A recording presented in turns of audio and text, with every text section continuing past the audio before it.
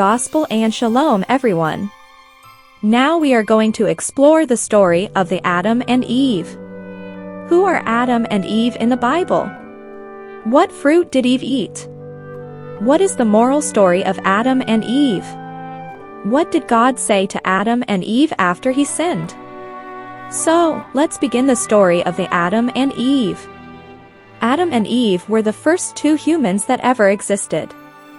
They were the ones who committed the first sin and are the father and mother of all mankind. The Old Testament, Book of Genesis, chapter 2.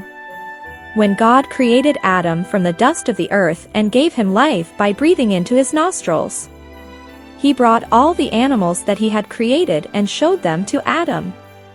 Adam was given the honor of naming the animals, but after all had been named, God felt that there was no suitable helper for Adam.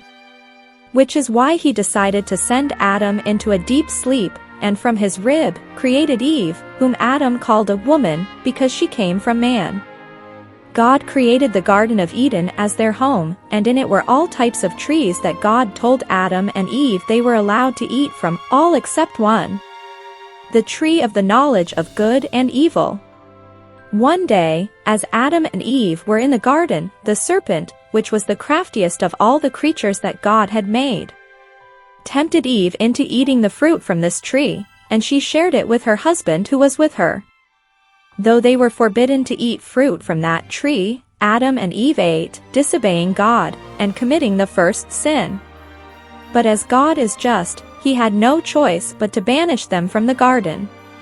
He told them that because they sinned, they would have to suffer the consequences. They would have to work very hard to make the ground produce food, they would feel pain, and they would eventually die after a very hard life.